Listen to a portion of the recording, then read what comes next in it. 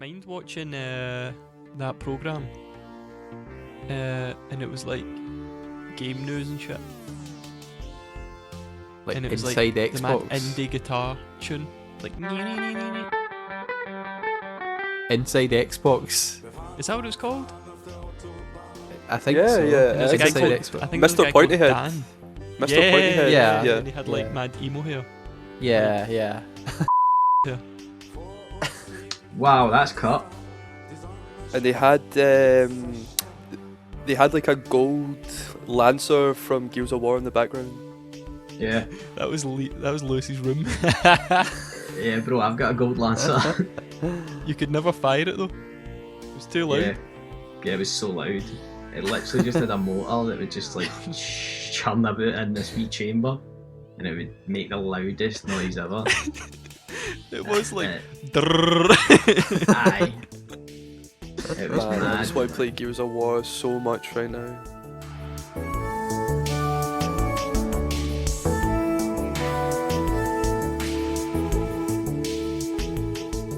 Here we are, week 5. Who have we got on the call from the top? LG95. Hit us up on Xbox Live if you want. No. What? That's not your intro, man. What the fuck? This is like every week. Every we What? talk about Xbox gamer tags. Yeah. Your intro's a classic, man. The LG95, aka. Alright, okay. We've got Carbrain, aka LG95, aka Gaza, aka Liam. Signing on, man. Signing on. Signing on. Signing on. Oh fuck. Jesus Christ. Sorry. Nah, can I start again? Honest, I'm sorry. Nah, you can't. I'll It's just staying I'll in. just do it normal. I'm sorry. Right. LG95, aka Carbrain, aka Gaza, aka Liam. Alright, it's Lewis, aka Nay AKs. This is Scott on drums, aka. You already know who it is. Liam, I'm gonna edit this week, and I'm keeping every one of your intros in. No, please. I'm Thomas, aka AK That's Aye, it. Just aye, like, yeah, we're just keeping that in as on. well, mate. We're I keeping didn't that want in as to. well. I didn't want to like. Mate, you should Just- see the amount of editing I've done to your fucking solo talks on this, man. Honestly, the amount of cutting out I've done. So we're back. It's week 5. Kind of a different week this week. It's not a music sample. It was a YouTube video featuring who wants to talk about who's featured in this that we didn't really touch on last week. Yeah, so I think it was Thomas that posted in the chat that, oh, by the way, seeing this, that's actual Arthur C. Clarke, the writer of 2001, A Space Odyssey. So that was like another element Yeah. that kind of added on top to the already. It just Mad didn't seem like sample. it. Just I don't know.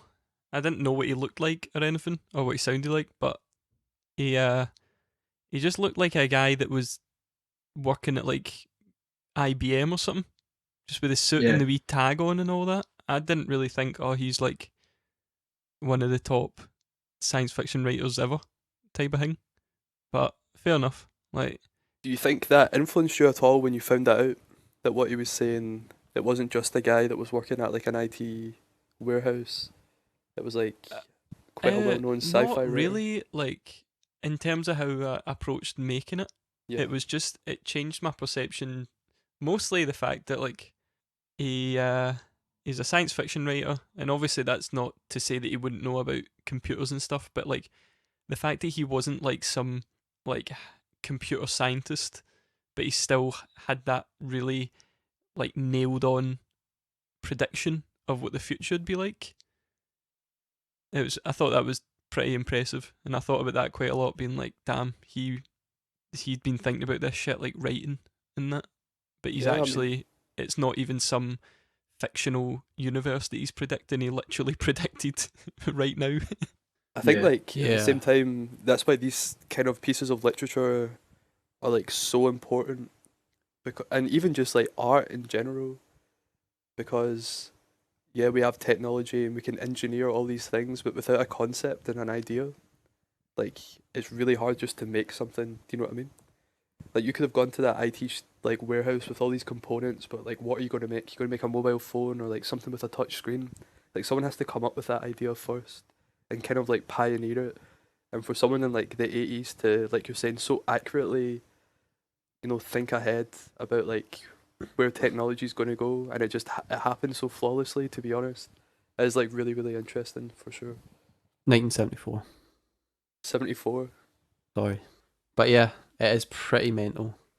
Pretty mental, like how accurate it all is, and how kind of hopeful they are as well. Like they're. I think it's funny that it doesn't even consider the negative effects of that. It's utopian how they're perceiving the future and how it's going to be. Just like, oh yeah, you can do your banking, you can do phone calls, you can do all this stuff in your pocket at any time, and it sounds amazing, and it kind of is amazing because we've all got that right now, but they didn't predict the negative side effects of having a computer in your pocket at all times. Yeah. Well, in that clip, that guy kind of tries to, is goadum the right word? Tries to get him to ask him if there'll be a downfall or whatever. And it's I guess actually so, Arthur yeah. C. Clarke that says, oh no, it'll enrich our lives. You'll be able to bank statement and, what was the other one? Theatre reservations. Which Oh, was yeah. interesting. yeah, that was the big He's like, jump. Yeah. Like, yeah, we got mobile phones and like supercomputers in your pocket, but still got to the theatre, bro. Fucking Voomer. Victorian yeah. Boomers. Yeah, I think we should watch it. It's only a minute and a half. We should hear the dialogue again. We'll talk about it more, and then talk about how you found it as like something, a tool or like a piece of sound that you had to make something from. Victorian boomer. Yeah, that's what I thank you for noticing that. No, I noticed that. I just chose not to laugh. You know how to crush me, Scott. You honestly know how to crush me. Nah, I was just getting you back for being like 1974. But I'm only joking. I'll Count this fucking in. Right, Okay. 3, 2, 1, go. I brought along my son Jonathan, who in the year 2001 will be the same age as I am now. Maybe he will be better adjusted to this kind of world that you're trying to portray. The big difference when he grows up, in fact, if we wanted to wait to the year 2001, is that he will have in his own house, not a computer as big as this, but at least a console to which he can talk to his friendly local computer and get all the information he needs for his everyday life, like his bank statements, his theater reservations, all the information you need in the course of living in a complex modern society. This will be in a compact form in his own house. He'll have a television screen like these here, and a keyboard. Very He'll talk to interesting. the computer, get information Yeah. from it, and he'll take it as Yeah, far you as were It's right. quite funny. You were right, Lewis. He does try and like guess some negative aspects of it, to be fair. Yeah, but have you noticed how he just kind of pies it and goes, but He bank does, reservations. yeah. He doesn't even bring up the concept of like AI killing us all. He's just like, your bank He's statements. probably like sort of trying to present for a company or something like that. I don't know. It seems like you would think him being a science fiction writer, like I don't know really anything about his work, but you would think that he'd default to just absolute dystopia. Maybe that's just a very narrow-minded view of science fiction writing, No, but you would expect that, I think.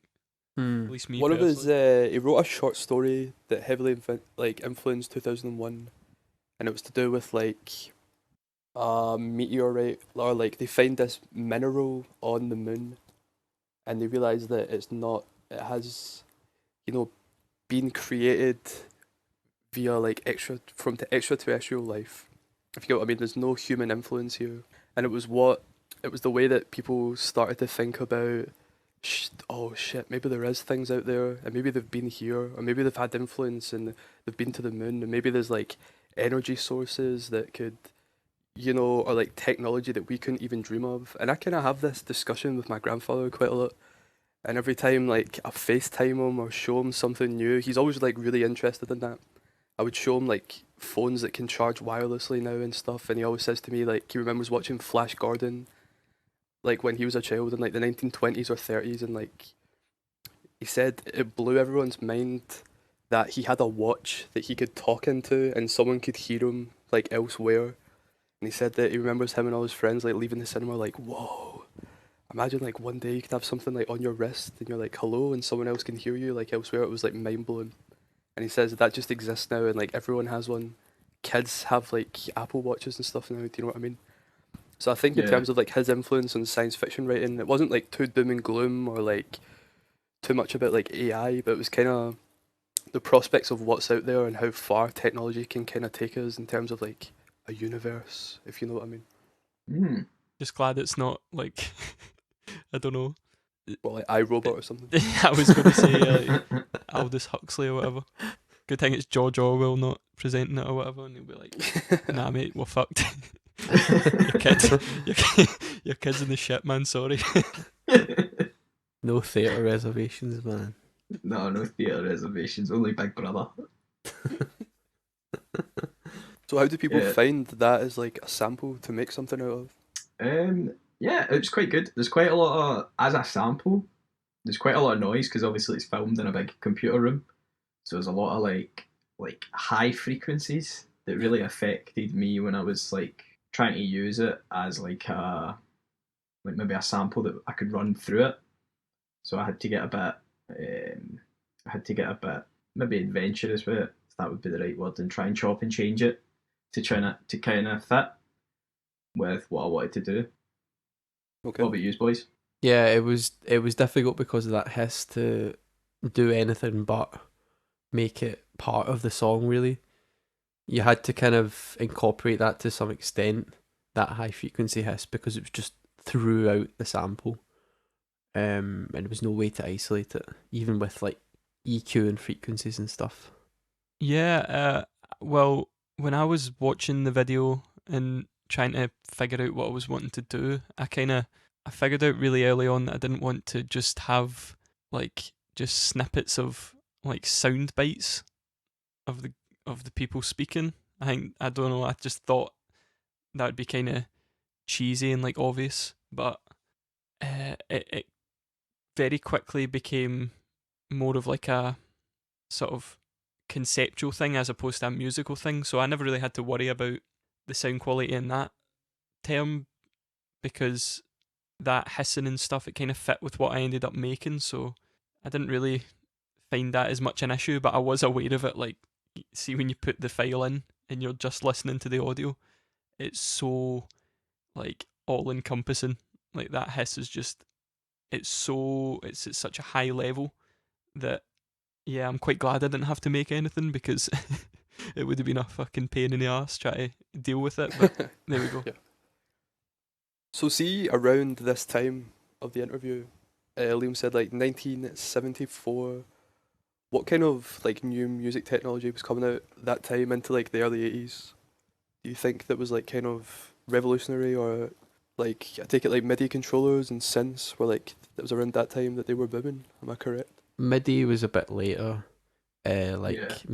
early mid 80s probably, but really kind of synthesizers were becoming not affordable because they probably cost more than a house, but they were You could have available. one, but They yeah, were they're available if you had money.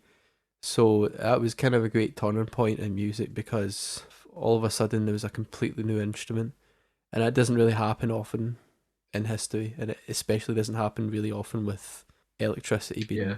fucking combined with frequencies to make fucking mental sounds.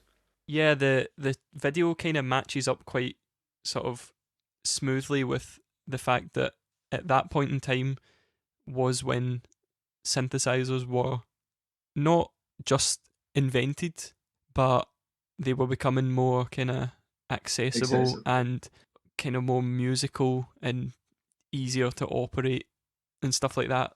The Moog Model D had been out for 4 years, but when you think of like the grand scheme of things, that was probably the most important musical innovation since, like, in terms of musical instruments, probably since, like, I don't know, the piano. I don't know if that's, I'm trying to think of designs. Oh, electric guitar then, probably, now that I think about it. But Yeah, it's interesting, I should say, that that's only 50 years ago. around about. Well, it's exactly 50 years since that synthesizer was released, the Model D. But in that time, the technology of music has also grown at as rapid a pace as the computers that are discussed in the video. So it's to the point where they've actually kind of joined back up again, because we make music, like us three, on Ableton mostly, like exclusively, and like DAWs like that can have synthesizers built in that don't even take up that much space, and you can literally, they're not even physical, you just click a button and a Model D Moog can pop up on your screen, and you can manipulate the sound exactly as you would this keyboard that was thousands of pounds even when it came out in the 70s. Yeah, you were you not talking the other day about the Yamaha DX7 plugin, and you were saying how it's not only reproduced sound, it's not only recordings, but it's the actual architecture of what would have been a massively expensive synthesizer in the early Yeah. mid-80s is now a free download that you can just use whimsically.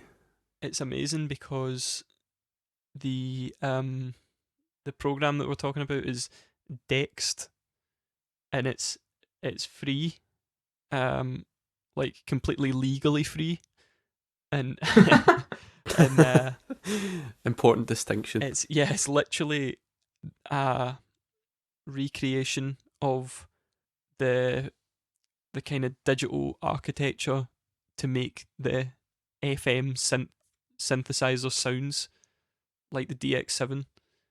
And as well, you can also for free download the exact presets that you would get on the DX7, like literally the exact code that was used in the keyboards you can have on your computer for free.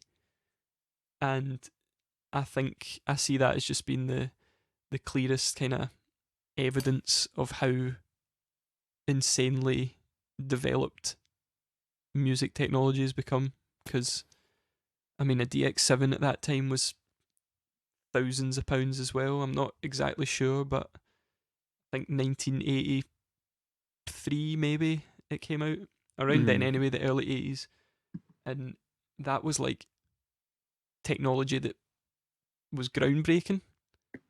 But like I was saying, it's as straightforward as downloading a tiny file off of the internet and then clicking on it, and it'll pop up exact DX7 sounds.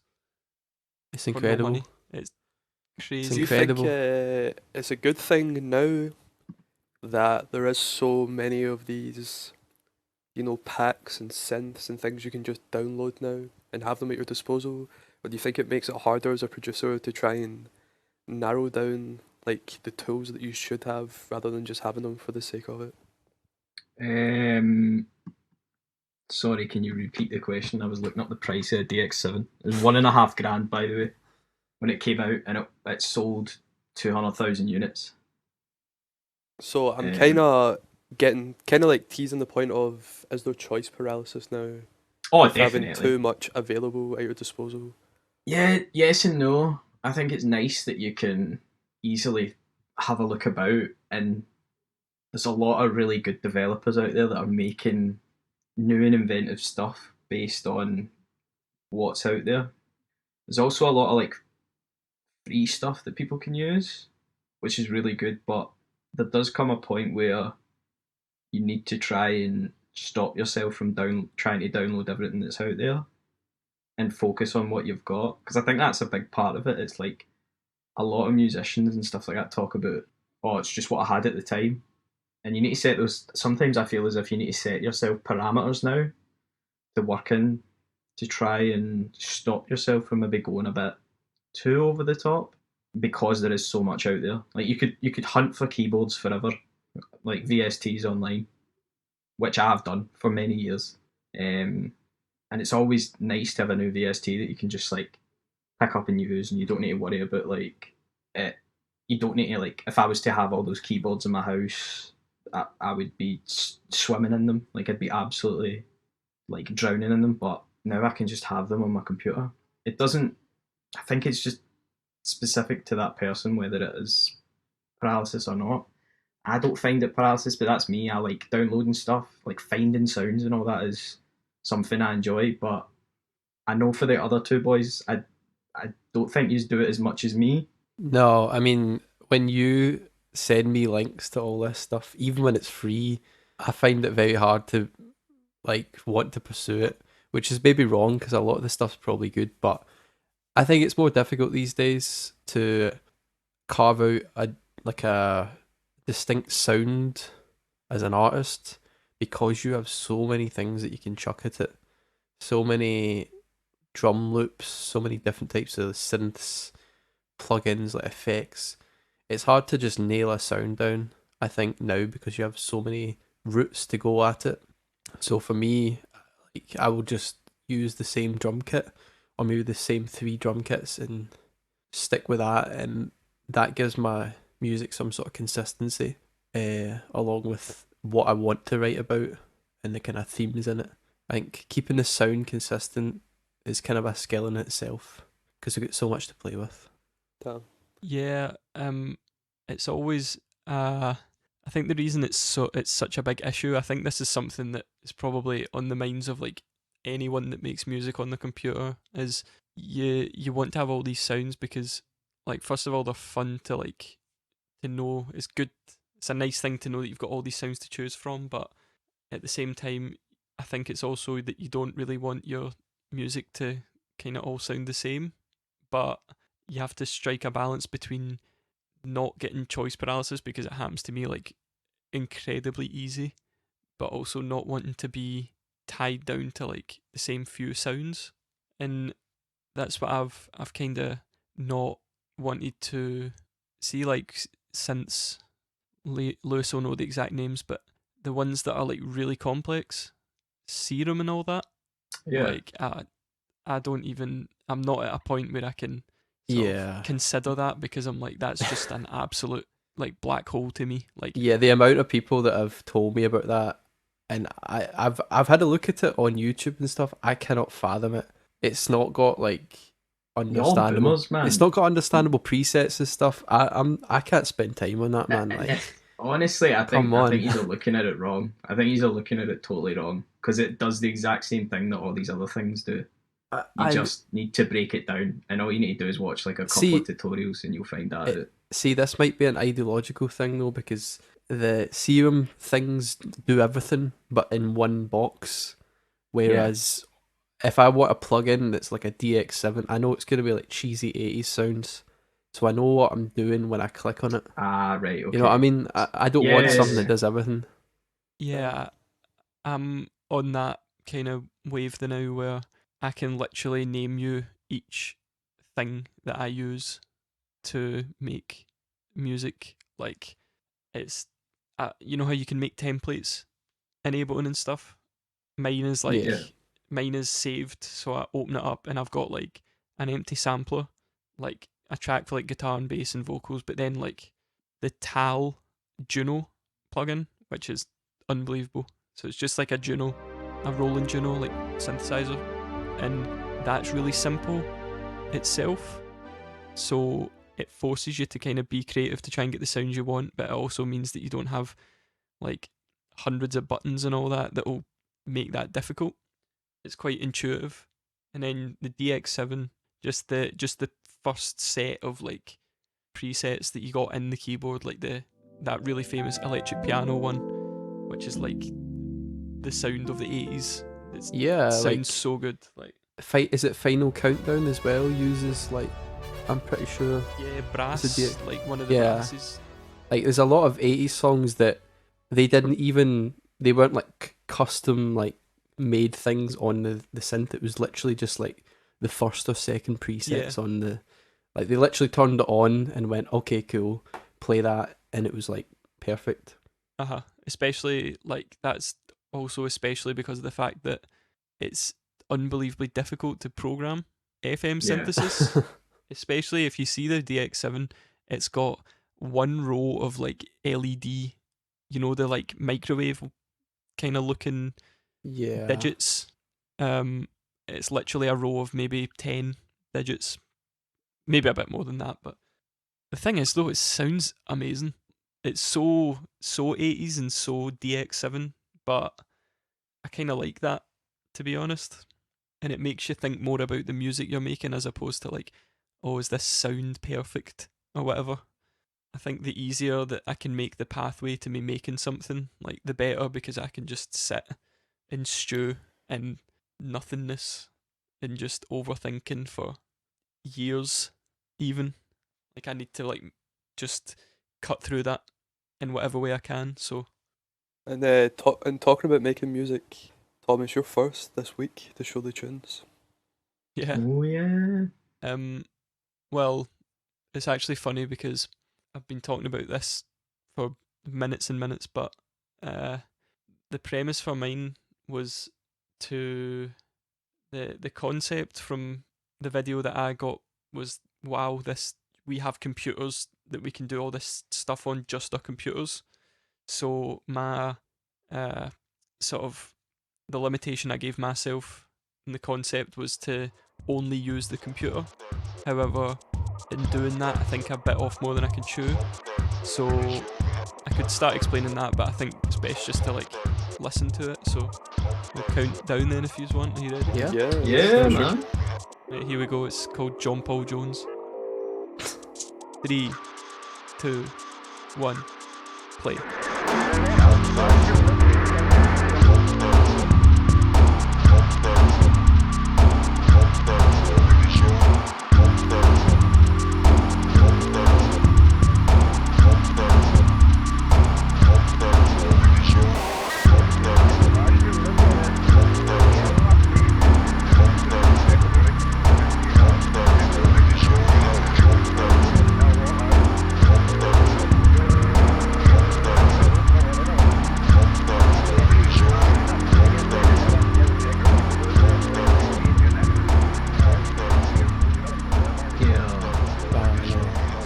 Screamer, man. Fucking banger, man. Industrial fucking grade banger.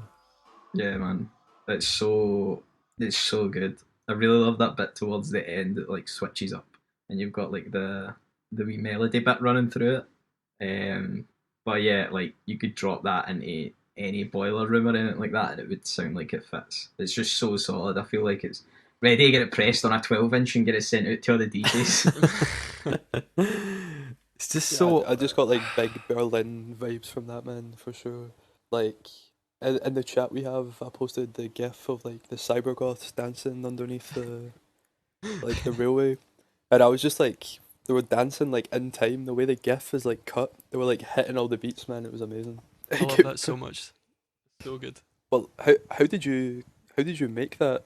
I'm really interested to find out. Well, I was writing down ideas because I knew that this week would be not having a musical sample, like there was going to be a different difficulty in it from the other weeks. And so, like I was saying before we listened to it, the idea of like, wow, having a computer, that was like a computer that's that small, it's like a laptop, and I can make whatever I want to make on it. I kind of took that to its extreme, I guess. I just thought like, right, I'm going to put myself out my comfort zone and I'm only going to use the sample. So every sound in the song is that audio from that sample, but just manipulated to like sound like a snare or like a kick drum or whatever. It took That's crazy, man. ages. It's not particularly developed as a piece of music, but it was because I was like, it was a feat of engineering for me personally more than anything else. And it was funny because at the start I was like, right, I think I'll make this a kind of bouncy house, like K-Tronada type thing. But while I was going through it, I just got a kind of first 9 Inch Nails album, like like that just entered my head. And this past week, I've got really into like electronic body music, which is what it's apparently called. It's kind of weird to me. Can't really get my head around why it's called that in that way, but Because it just makes you want to move, man. Just makes you want to groove to it. And that and like industrial, I was just like, this shit is so banging. Like it's quite new to me. I've listened to the first Nine Inch Nails album, but it really like clicked for me this week, and I'm listening to like mid 80s Belgian like EBM music and shit like that. But like it's so like it goes so hard, man. It's crazy. And I was just like, conceptually that'll fit even better if it's just a pure nasty computery sounding like gritty piece of music. And so it ended up just becoming that like vibe quite effortlessly, because the glitched out vocal samples in the background and stuff, it just made that kind of atmosphere eventually. A lot more stressful getting to that point than I'm like sort of the way I'm explaining it, but yeah. I think it turned out great, man. Yeah. I'm really, really impressed. Yeah, definitely. It's an absolute bop, man. It's also so uncharacteristic for you. It's such a new movement, a new direction for you. Yeah, but I can see where your influences from New Order, particularly the song Senses on Movement, I can see where songs from what you would have listened to years ago have kind of regurgitated and came out unknowingly, I'd imagine. Yeah. I think unknowingly is like a really good way of putting it, because you're saying New Order, and at the time making it, I was not thinking about New Order at all. Like, really not. And it's kind of mental, because I get exactly what you mean. It's that that moody, like, kind of eerie sound of the first New Order album. Yeah. And, Eerie's a good word. Eerie, yeah. And it's making me think, like, it's funny how every week there'll be a little comment and it'll be aimed at whoever's music, but someone will say a band or like an artist that the person is really like influenced by or really likes, and then they'll end up saying like, oh no, I didn't think about that when I was making it, but it's just like it's appeared in the music. Yeah, it's just subconsciously. obviously there. Yeah, exactly. And I find that so interesting, because it's cool how you kind of really can't avoid your influences like that. Nah. And it's so cool having them pointed out to you. Like when I make stuff thinking that I'm trying to make some New Order sounding thing, and someone will mention that like Phoenix or whatever, and I'll be like, I didn't mean that, but now that it's been pointed out, it like makes a lot of sense. And New Order's just another one there that's like, well, yeah, it makes sense that it sounds like that because of how much I listened to that album when I was younger. Yeah. Even the house stuff that you used to listen to back in the day, like Guy Manuel's, what was his solo project called again? Like Le Nightclub. Yeah, like Le Nightclub, and like all that kind of like French house scene. Mr. Ozio vibes, Owazo. It's quite interesting now that I'm thinking about it more, like all the stuff that you've listened to creeping out of it into that song. Yeah. Yeah, that's cool. Thank you. Cheers. Yeah, well done, man. That was sick, honestly. Yeah, it was really cool. Who's up next? Big Lou. It's me, and it's all downhill from here. Please, man. Let's know a bit about the track and count us down when you're ready. Yeah, no worries. So this week, kind of, unlike Thomas, stuck to my guns. Kind of played it safe. I've had 2 splints on my arms because I've fucked my wrists. Don't know what I've been doing. So I kind of just had to play it safe and made this beat in a shorter period of time, but I'm happy with it nonetheless. And I kind of wanted to look at like making the computer work for me with like minimal effort. But I'll get into that once we've listened to it, so I'll count us down. So 3, 2, 1, and play.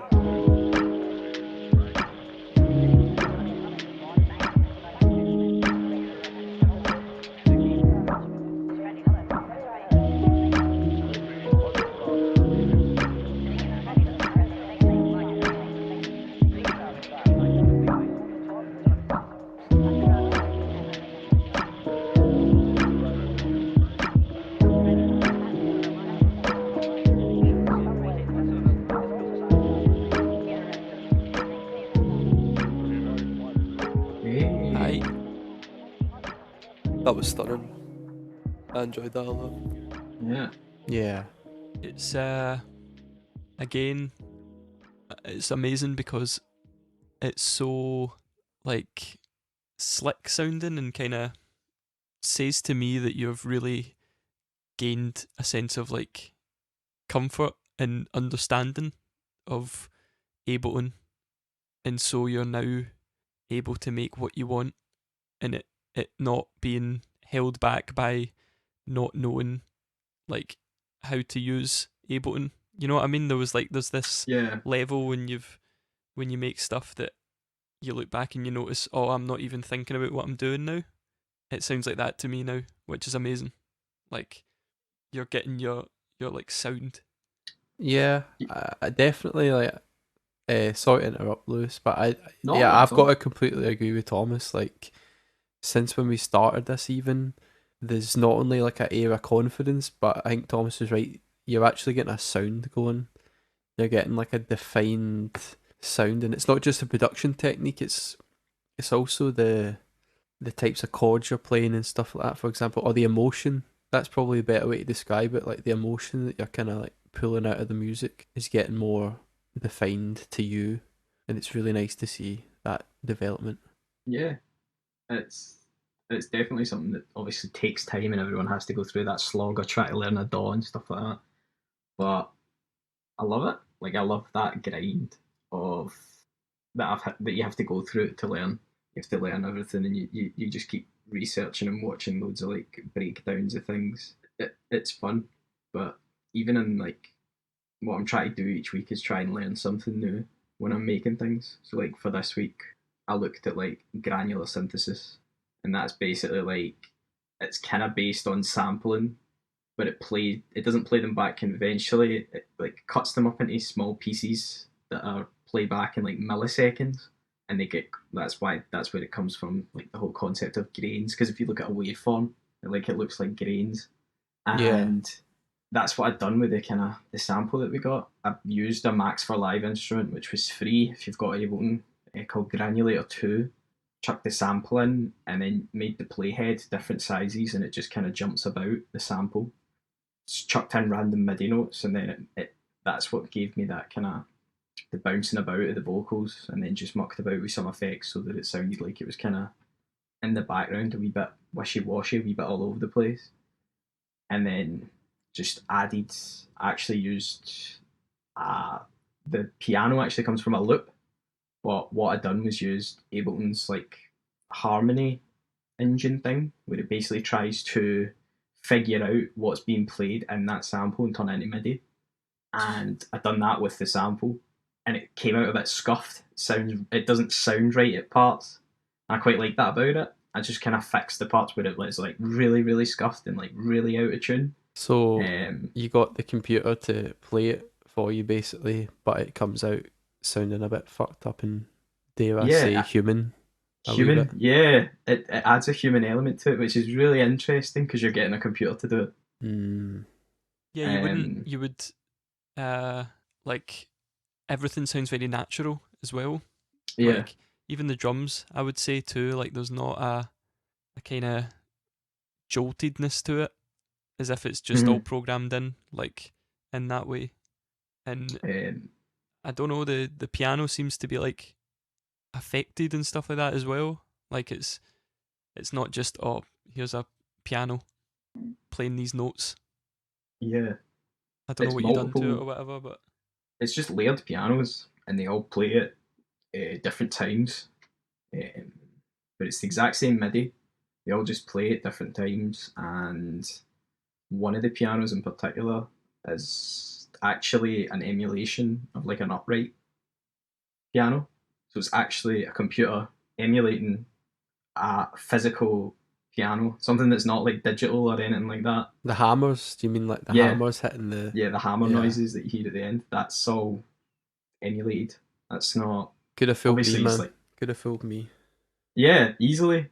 You could easily think you're just playing a piano, but it is just emulated, which I think is kind of the overarching thing of like looking at computers and all that this week and like focusing on that kind of approach has kind of influenced me. But again, I think it's subconscious, like what we've brought in, like about people that have, what we spoke about, like references and things like that, like, oh, you sound like such and such. I think subconsciously I was thinking about computers, and Mhm. like it clearly ended up becoming a big part of that song, but I didn't really think about it at the time. But now sitting and talking about it has allowed me to break it down more and be like, oh, clearly I was influenced by the sample more than I thought. Yeah. It's hard. It's hard not to be when you're taking in the words being spoken, and even if you're not intentionally trying to like write about the themes, it's playing over and over and over again when you're like cutting this sample up. So it's inevitably going to play part in it. Yeah. I Really just want to cool say though, well like- done though. Like I thought it was sick, Lewis. Honestly, Yeah. Yeah, Cheers, well done, well man. Cheers, lads. Cheers, lads. like every week is just constant progression from you. And even Yeah, though you might not proper. be as happy with it, like you can still explain the process really well, and you have like a really fluid idea of when it went from like A to Z. So, like that's really sick, man. It's cool to hear. Yeah, just persevere, bro. You can all do it. Everybody can do it. Is that Thomas? Were you gonna say something? No, I was just echoing what you were saying. Like Just stealing my I'm power. looking, Fair yeah, I'm enough. looking Yeah. forward to. I'm looking forward every week to hearing like people's development, because you can do so much when you're just constantly making stuff, like every week. Yeah, Yeah. it's kind of like it kind of speeds up the process of learning, doing it this way, the way that we're doing it with like a weekly sample and stuff like that. You have a lot of time to work on it, but it gives you a time to research like a concept or an idea or a style of a beat, and you can take your time and kind of sit in it and figure out what you want to do with it.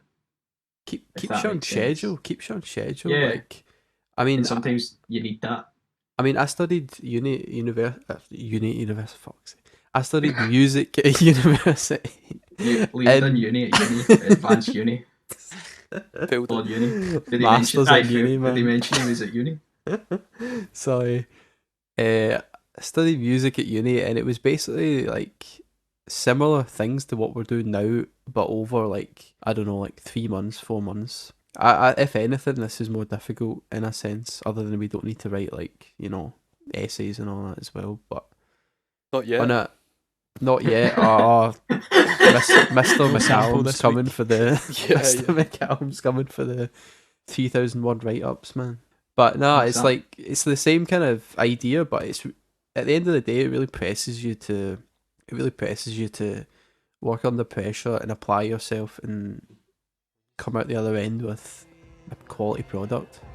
Yeah. Well, leading on from that, your next man, what it tells you about your tune and count us down when you're ready. See, to be honest, I don't even have anything to say before it. I think we should just listen to it. Just listen. I love Yeah. that. Let's do it. Yeah, cool. Here we go. Right, I'll count us down. 3, 2, 1, go.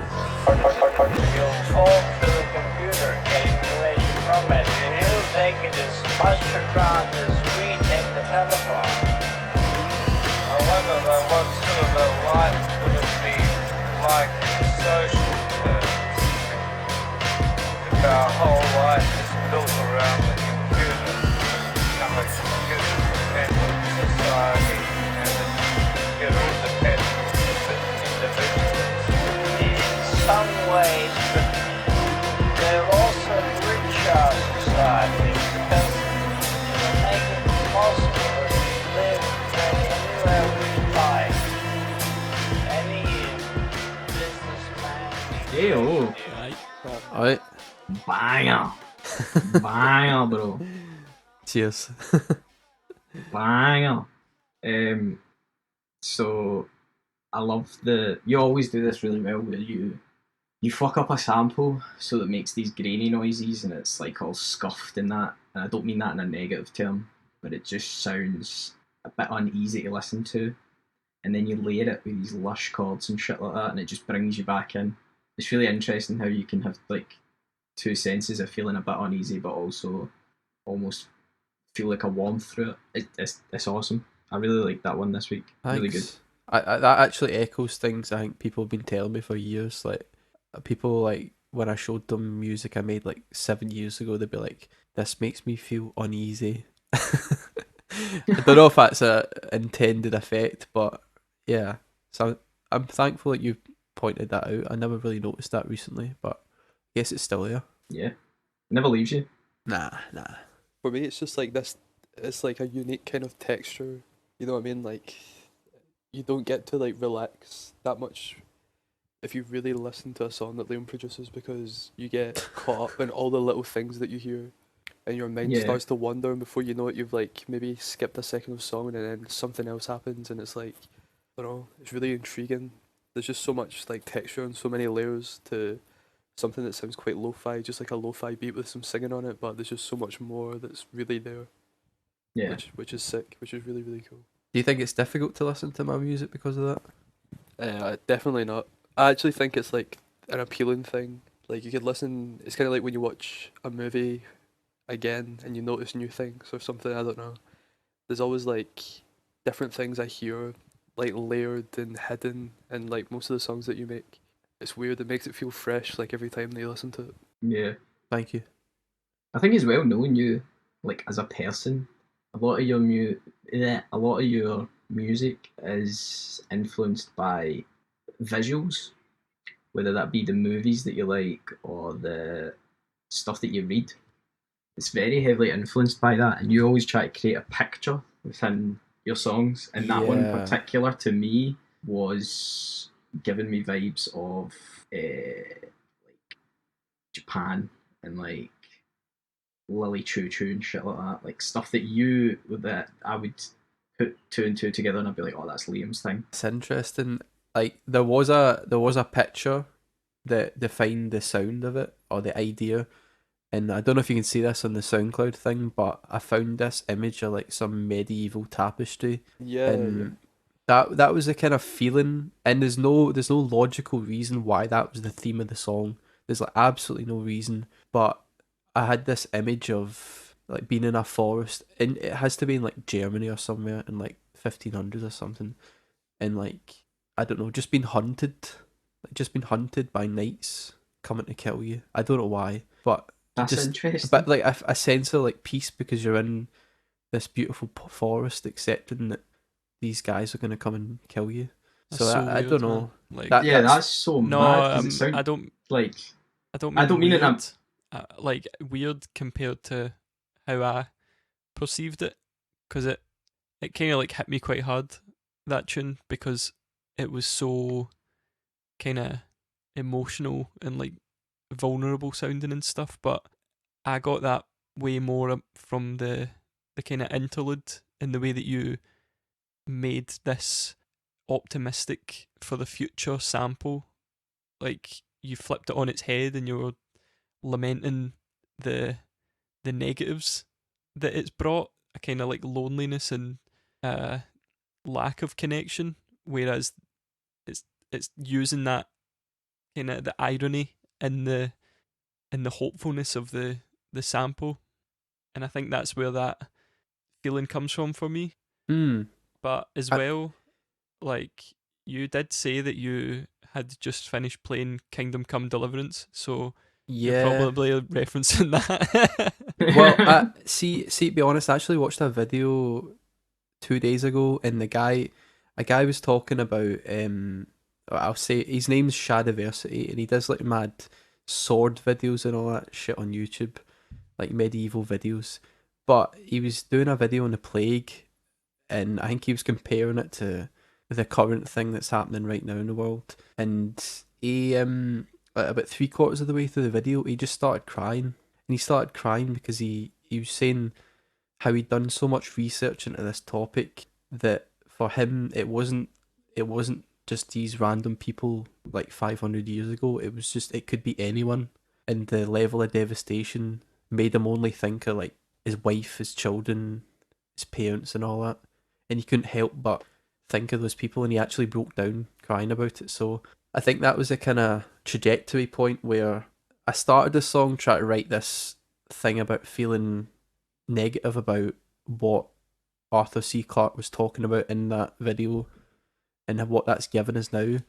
And then I kind of connected the themes with just imagining what it would have been like to have absolutely none of this and to be isolated. And there's no, like I said, there's no logical reason for it, but I just kind of mashed two ideas together, and it sounds like that. Yo, that's mad, because I would have said it sounds very modern. Personally, me looking at it, it sounds like it's very modern. It gives me like views of like a kind of cyberpunky world. Like it's a bit fucked, but it's also very modern and very up to date and very Interesting. For me very though, cool. after I hearing wouldn't. that, I feel Yeah, like that's the strings that are quite sharp, the kind of sharp noises, do give you a kind of medieval vibe. For That's some what reason. I was going for, like a lute, like Yeah, like I remember doing like higher music in school, and they would force feed you like all these Renaissance kind of like green pieces and sleeves, stuff man, like that green you had to sleeves. learn. Like, oh my god! But like, damn. it sticks with you though because it's like a formula. Do you know what I mean? The way they would write music and that kind of getting sampled like literally in the song that you presented, and now like hearing the context, like I do get that impression from it, which is cool. I feel like you achieved that a lot. Thank you. Yeah, Like, I I feel like mean, you've. Sorry, I'm no, just going I to say don't one more thing. I feel like you've totally. Shut up, Lewis, man. Fuck. I know, fucking shut loose. You've been. You've totally flipped how I perceived it on its head, and now I'm going to need to go back and listen to it to be like, oh right, I get him now. Which is good because you want people to obviously listen to it as many times as possible to try and get a perspective that I'm you're saying, trying man, to convey. every time you listen to Liam's music, you hear something different, and like it's mad. Yeah. What do you think, Thomas? It's well, I've just realised that it makes sense because I'm pretty sure. Correct me if I'm wrong. There's some like religious imagery in it somewhere about like crosses. Is that right? no, it's not crosses. It's about 1 minute. I'll look it up. Am I right? Or am I way off? No, I don't think you're right. Unlucky, mate. God No, damn. you're No. not. You're not right. Yeah, dumb. 'Cause I But was the looking only at the cover of the artwork as well, and it's that like total medieval, like I don't know, just connecting that to like a sense of religion because pretty much majority of the artwork that survives is religious. Yeah. Well, maybe that's why the picture I had in my head was being like hunted down and killed. Because why? Like, what would the primary reason why you'd be hunted down and killed in medieval times be? Probably religion. yeah, Probably like religion. some like Oh, because you Heretic didn't shit. pay your taxes to the governor, Lord. it's your dad hunt you down because you never delivered these beer on time, man.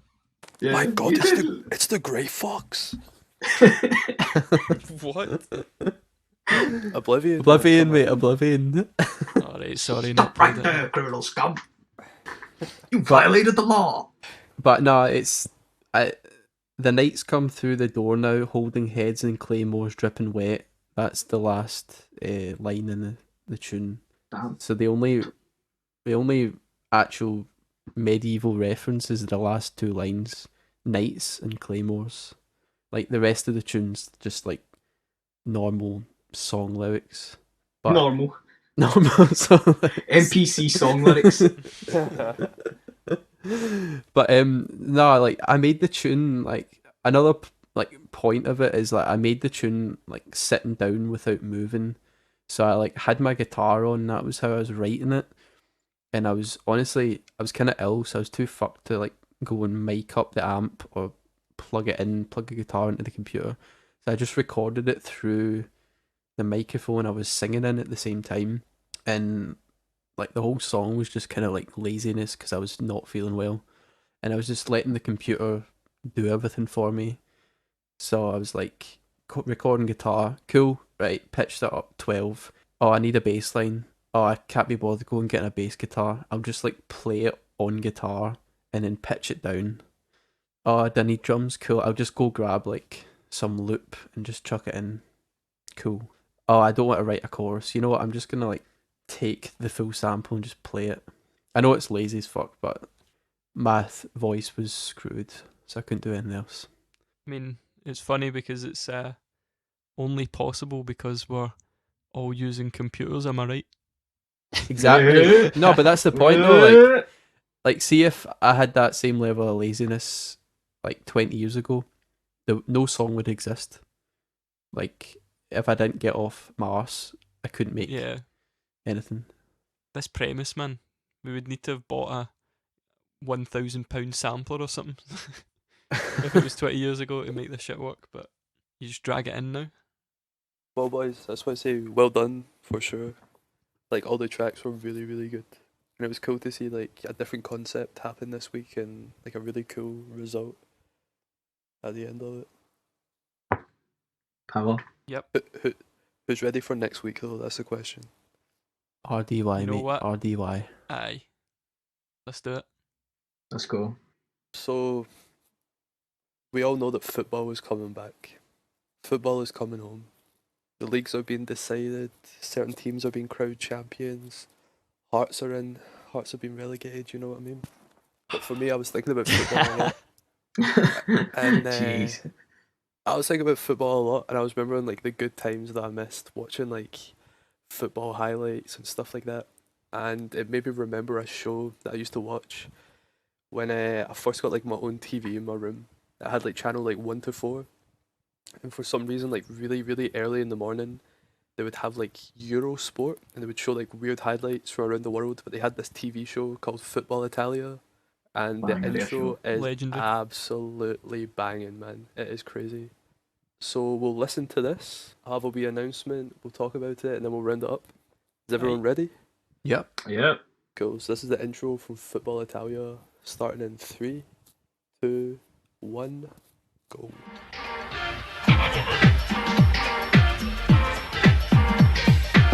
Campionato di calcio italiano.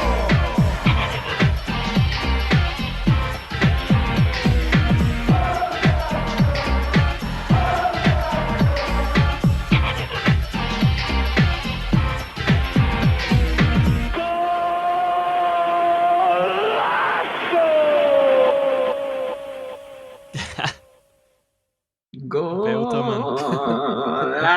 Honestly, so bang. It's so good. The visuals as well. But we've been wanting to get a guest on the podcast for a while, haven't we? Yeah. That's true. I've managed to sort one out. Right. And Who might it be? as if you don't already know, I will be making a song for Ooh. next week. Ooh. I will be making a song for next week. I've Reaper downloaded. I have YouTube tutorials bookmarked. Like, you don't know what's coming, man. Oh you don't know my what's God. coming. Cloud rap inbound, Yes. man. You can feel the heat right now, man. Damn. It's gonna be, it's gonna be crazy. The pressure's on A though new because chapter like begins, man. You got a week. I know I've got like 1 week to figure out Reaper and make something and make it like not memey enough. But talking about memes, I don't want you just to sample this song. I also want you to include like a bit of dialogue or like one of your favorite memes to do with football. It can be anything. It can be absolutely anything, but I want it included just enough so like you could hear even a bit of it. Be something from Arsenal Fan TV. It could be a bit of Twitter patter. It could be absolutely anything, but yeah, I want that included as well. God damn.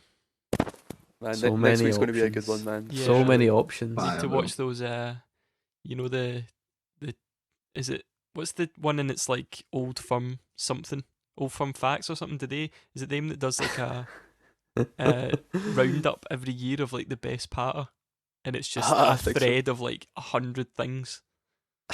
I mean, for me, like that's good. I think that's on YouTube. I think I've seen that before. But you should go on the website, like the legendary forum, Pie and Bovril. Pie and Oh, Bovril has some yeah. of the best. Yeah. They have like threads of like gold, of like some of the best patter. They even have like someone has documented every single thing that happened in the Rangers banter years. Like every single thing is documented in like timeline. That's crazy. So Oh, yeah, damn. look through it, find whatever you want, and yeah, I'm excited to hear. Yeah, what Mate. happens next week? Hopefully, you'll be excited to hear what I have next week as well. Yeah, Yes. Absolutely, man. Holy shit. And Can't also, Liam's first next week. Is that right? Yeah, Liam's I first. think so. Decent. So It I'll goes be back third. to normal. So it's Liam, then it's me, Then then Scott, Thomas, then Scott, then Thomas. Yeah, we'll Yeah, just, yeah. we'll just go back to. Damn. Oof, Okay. damn. Cool. But yeah, Oh, anyone yeah. that listened. Oh, what are you gonna say? I was just going to say thanks. That was it. That's what you're about to say. You're welcome.